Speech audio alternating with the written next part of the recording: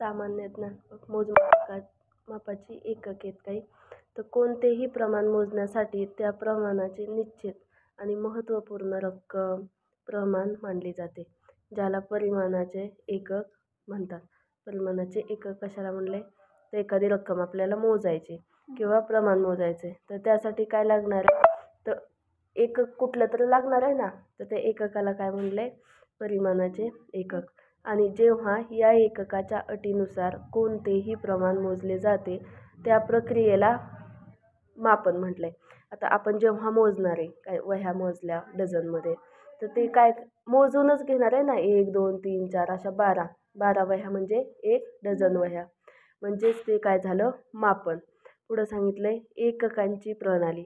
सामान्यतः भौतिक प्रमाण एककाच्या 4 प्रणालींमध्ये मोजले जातात. बघा, एककांची प्रणाली म्हणजे सामान्यपणे जर मोजायला गेलं तर भौतिक प्रमाण किती प्रणालीमध्ये मोजले सांगितले त्यांनी? 4. पहिली आहे CGS प्रणाली, दुसरी आहे FPS प्रणाली, तिसरी आहे MKS प्रणाली आणि चौथी आहे SI प्रणाली. आता CGS मध्ये बघूया. CGS म्हणजेच काय? Centimetre gram. CGS म्हणजे काय? Centimetre gram. ओके. या एककाच्या प्रणालीमध्ये काय काय असतं? लांबी, वस्तुमान आणि वेळ अनुक्रमे कसे मोजले जातात? तर लांबी कशामध्ये मोजली जाते? सेंटीमीटरमध्ये. वस्तुमान कशामध्ये मोजलं जातं? ग्रॅममध्ये. वेळ कशामध्ये मोजली जाते? सेकंदात. ओके. या प्रणालीला मेट्रिक किंवा फ्रेंच एकके प्रणाली देखील म्हटलंय. या प्रणालीला काय म्हणलंय त्यांनी? मेट्रिक किंवा फ्रेंच एकके प्रणाली. आता दुसरी आहे ती FPS प्रणाली. याला काय म्हटलंय अजून? फूट, पाऊंड, सेकंड सिस्टीम. ओके. तर या एककाच्या प्रणालीमध्ये त्यांनी सांगितले लांबी, वस्तुमान आणि वेळ. इथे पण लांबी, वस्तुमान, वेळ होतं. लांबी इथे मोजली जात होती म्हणजे CGS मध्ये सेंटीमीटरमध्ये, वस्तुमान मोजलं जात होतं ग्रॅममध्ये, वेळ मोजली जात होती सेकंदात. पण आता इथं लांबी कशामध्ये मोजली जाते? फूटमध्ये. वस्तुमान कशात मोजलं जातं?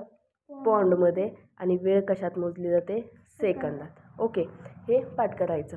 पुढं सांगितलं आहे आता त्यांनी या प्रणालीला ब्रिटिश सिस्टीम किंवा युनिट्स देखील म्हटले. बघा, CGSला काय म्हणलं होतं त्यांनी? मेट्रिक किंवा फ्रेंच एकक. आणि ह्या FPS ला काय म्हणले? ब्रिटिश सिस्टीम किंवा युनिट्स म्हटले. ओके. MKS प्रणाली. आता MKS म्हणजेच काय? मीटर किलोग्राम प्रणाली. आता या एककाच्या प्रणालीमध्ये लांबी, वस्तुमान आणि वेळ, सगळीकडे लांबी, वस्तुमान, वेळच मोजतोय आपण. त्याच्यामध्ये फक्त एकक मात्र काय येतं? वेगवेगळे आहेत. ओके. आता याच्यामध्ये त्यांनी सांगितलंय लांबी कशामध्ये मोजली जाते? मीटरमध्ये. वस्तुमान कशामध्ये मोजलं जातं? किलोग्राममध्ये. आणि वेळ कशात मोजली जाते? सेकंदामध्ये. जगाच्या पाठीवर कुठेही जा, वेळ कशात मोजली जाणार आहे? सेकंदातच मोजली जाणार आहे.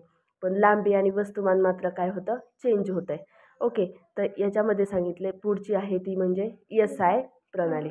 SI प्रणाली म्हणजे काय? International system of units. आता याच्यामध्ये 1960 मध्ये जिनिव्हा येथे झालेल्या आंतरराष्ट्रीय वजन आणि मापांच्या परिषदेत सर्वसमावेशक सहमतीच्या आधारे SI सिस्टीम ऑफ युनिट्स स्वीकारण्यात आली होती. पुढं सांगितले खरं तर ही प्रणाली काय? MKS प्रणालीचे विस्तारित महत्त्वाचे काय आहे? तर एक एकक आहे. ही म्हणजेच काय?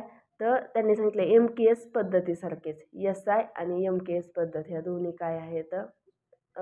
एकक याच्यामध्ये मोजू शकतो आपण. आता पुढे काय दिलं? तर महत्त्वाचे भौतिक प्रमाण आणि त्यांची एकके दिल्यात. आता इथं भौतिक राशी दिल्यात. लांबी, वस्तुमान, काल, तापमापन, क्षेत्रफळ, आकारमान, घनता, चाल, बल आणि दाब. आता लांबी MKS पद्धतीत कशी मोजली जाते? मीटर. आणि त्यांनी सांगितलं होतं MKS म्हणजेच काय? SI. ओके. MKS आणि SI दोन्ही सेमच आहे. तर लांबी कशात मोजली जाते? MKS आणि SI सिस्टीममध्ये म्हणजे प्रणालीत मीटरमध्ये. CGS प्रणालीमध्ये कशात मोजली जाते? सेंटीमीटरमध्ये. वस्तुमान MKS किंवा SI प्रणालीत कशात मोजलं जातं? किलोग्राममध्ये. आणि CGS प्रणालीमध्ये कशात मोजलं जातं? ग्राममध्ये. आता काल म्हणजेच काय? टाईम म्हणजे वेळ. ओके. तर हे सेकंदमध्ये म्हणजे दोन्हीकडे पण आपण बघितलं आहे सगळ्या सिस्टीममध्ये काय होतं सेकंदमध्येच मोजली गेली होती वेळ. पुढं आहे तापमान. तापमान कशामध्ये मोजलं जातं? केल्विनमध्ये. CGSमध्ये तापमान कसे मोजतात? केल्विनमध्येच. पुढं क्षेत्रफळ MKS पद्धतीत चौरस मीटरमध्ये, तसं CGS प्रणालीमध्ये पण चौरस सेंटीमीटर. आता जिथं मीटर येईल लक्षात ठेवायचं, CGSमध्ये मात्र काय असणार आहे? सेंटीमीटर. ओके. पुढं आहे आकारमान. आता इथं काय? घनमीटर. जिथं मीटर येईल त्याच्या अगोदर काय लावायचं आहे? घन सेंटीमीटर. CGSमध्ये घन सेंटीमीटरमध्ये. आता घनता कशामध्ये मोजली जाते? किलोग्रॅम किंवा घनमीटरमध्ये. CGS सिस्टीममध्ये त्यांनी सांगितलं आहे घनता कशात मोजली जाते? ग्रॅम किंवा घन सेंटीमीटर. मीटर आलं म्हणून सेंटीमीटर. ओके. पुढं आहे चाल. चाल कशामध्ये मोजली जाणार आहे? तर मीटर किंवा सेकंदमध्ये, आणि सेंटीमीटर किंवा सेकंदमध्ये CGSमध्ये. ओके. पुढं सांगितलं आहे त्यांनी बल. आता बल कशात मोजलं जातं? MKSमध्ये न्यूटनमध्ये. आणि पुढं सांगितलं CGSमध्ये डायन. हे एकक त्याचे. आता दाबामध्ये त्यांनी सांगितले MKS किंवा SI प्रणालीत न्यूटन किंवा चौरस मीटर किंवा पास्कलमध्ये मोजलं जातं आहे, आणि CGSमध्ये मात्र डाईन किंवा चौरस सेंटीमीटरमध्ये. ओके. आता पुढे आहे 10चे विविध रूप दिले आहेत, म्हणजे घातांक, उपसर्ग, चिन्ह, घातांक, उपसर्ग, चिन्ह. आता घातांक दिलेत वेगवेगळे, बघूया. 10चा पहिला घात म्हणजे त्याला काय म्हणले? डेका. दुसरा घात म्हणजे हेक्टो. तिसरा घात म्हणजे किलो. 6वा घात म्हणजे मेगा. 9वा घात म्हणजे गिगा. 10चा 12वा घात म्हणजे टेरा. आणि 10चा 15वा म्हणजे पेटा. आणि 10चा 18वा म्हणजे एक्झा. हे पाठ करायचे. ओके. चिन्ह दिले तर डेकाचं चिन्ह काय आहे? DA. हेक्टोचं काय आहे? H. किलोचं काय? Capital K. मेगाचं काय? Capital M. गिगाचं काय? Capital G. टेराचं काय? Capital T. पेटाचं काय? Capital P. एक्झाचं काय? Capital E. आता घातांक दिले तर डेकाचा घातांक म्हणजे 10चा पहिला घात असेल तर त्याचा घातांक कसा होणार आहे? -1. कळालं? म्हणजे ह्याचे घातांक जर बघितले, पॉझिटिव्ह संख्यांचे घातांक काय होणार होतं? फक्त निगेटिव्ह होणार. कळालं? पुढे सांगितलं आता उपसर्ग. आता उपसर्ग ह्या डेकाला काय होणार आहे? DC. उपसर्ग DC. त्याच्यानंतर त्यांनी सांगितलंय, एक मिनिट, DC. डेकाला DC म्हणू शकतो आपण. हेक्टोला सेंटी, किलोला मिली. तर ह्यांची पण काय दिलेले तिकडे? चिन्ह दिले आहेत, म्हणजे ह्या घातांकाचे.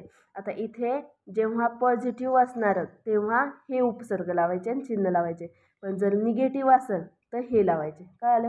आणि त्यांची ही चिन्ह आहेत. कॅपिटलमध्ये म्हणजे जेव्हा उपसर्ग असणार आहे तर घातांकाचे पॉझिटिव्ह, तेव्हा मात्र ते कॅपिटल आहेत सगळे, लक्षात ठेवायचं.